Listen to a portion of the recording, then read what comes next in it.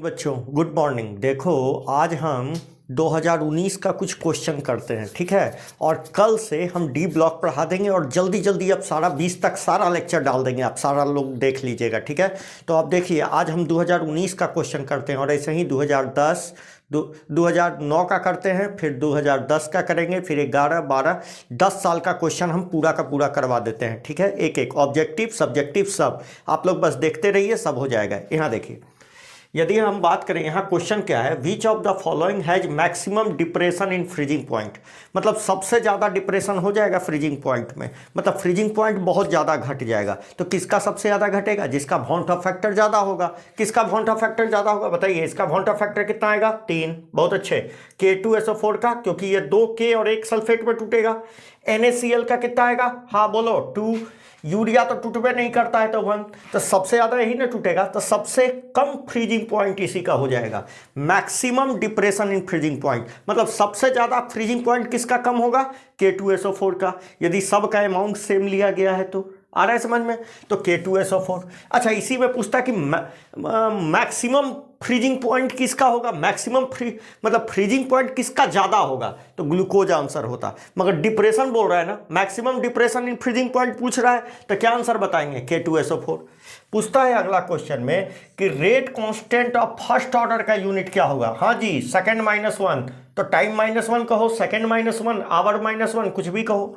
ये किसका है? जीरो ऑर्डर का। याद आया? जीरो ऑर्डर का ये है मोल पर लीटर पर सेकेंड, और सेकंड ऑर्डर का ये है, सेकंड ऑर्डर का ये है क्या? लीटर पर मोल पर सेकंड। हम बोले थे ना कि आप के का यूनिट देख के भी आप बता सकते हो कि कौन से ऑर्डर का रिएक्शन है। जैसे मान लो हमको के दे दिया 2.3 × 10⁵ सेकंड -1, तो बताओ कौन से ऑर्डर का रिएक्शन है? First order. आ रहा है समझ में? अगला H3PO3 इज कैसा बेसिक? बोलो प्यार से। Dibasic. कैसा बेसिक? Dibasic. पूछो क्यों?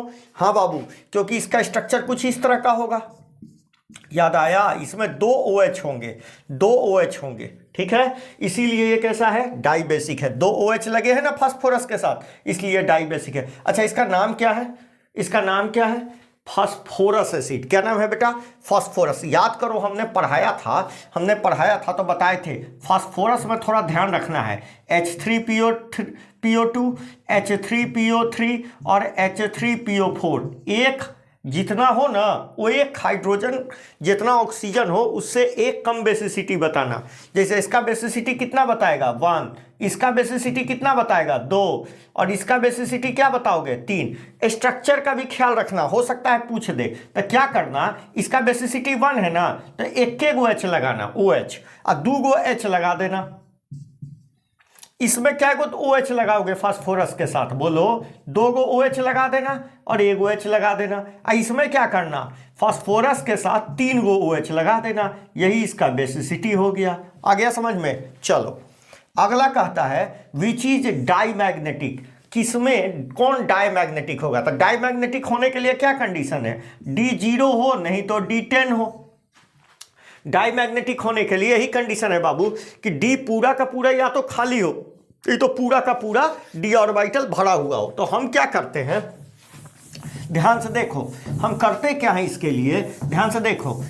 सब का इलेक्ट्रॉनिक कॉन्फ़िगरेशन लिखना शुरू करते हैं। याद करो, हमने बोला था सब ये जो है, ये जो भी एलिमेंट है ये सब 3D के एलिमेंट है। तो क्या लिखेंगे? जैसे कोबाल्ट है तो कोबाल्ट का एटॉमिक नंबर क्या होता है? कौन बताएगा?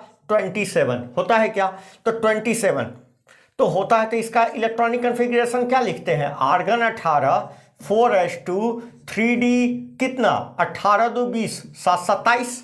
अब हमको +2 लाना है, तो ये 2 इलेक्ट्रॉन को निकाल दोगे ना, ये 2 इलेक्ट्रॉन को निकाल दोगे तो क्या बचेगा?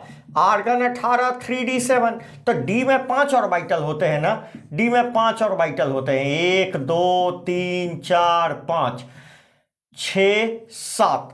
3 इलेक्ट्रॉन खाली है ना, 3 इलेक्ट्रॉन अभी अकेले है ना, तो इसमें 3 अनपेयर्ड इलेक्ट्रॉन है, इसलिए ये डायमैग्नेटिक नहीं है, ये पैरामैग्नेटिक है। उसी तरह ये भी पैरामैग्नेटिक आएगा, उसी तरह ये भी निकालना पैरामैग्नेटिक आएगा। कॉपर +2, कॉपर का क्या होता है कौन बताएगा?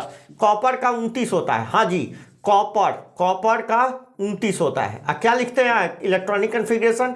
Argon 18, 4s1, 3d10। याद करो कॉपर और क्रोमियम अपवाद था, याद आया?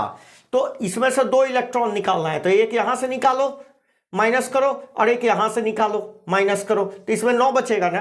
क्या इलेक्ट्रॉनिक कन्फिग्रेशन आ जाएगा कॉपर +2 का? बोलो।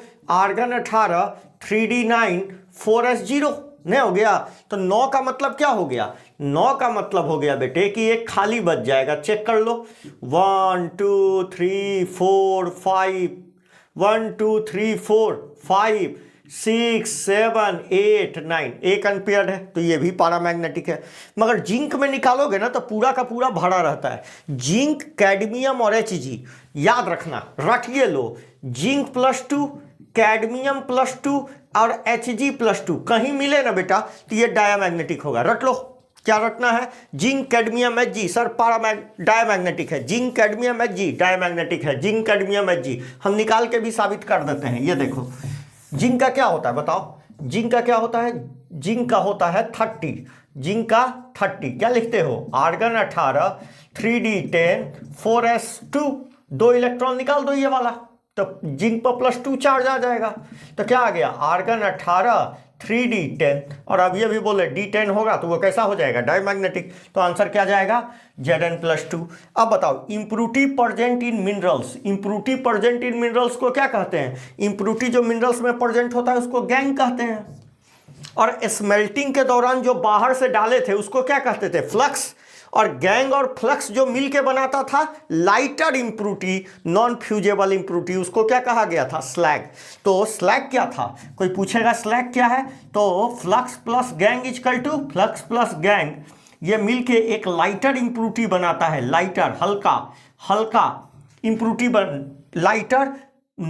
लाइटर नॉन फ्यूजेबल मास, नॉन फ्यूजेबल मास बनाता है, फ्यूजेबल मास बनाता है, और इसी को क्या कहा जाता है बेटा? स्लैग, स्मेल्टिंग के दौरान। क्लियर हुआ?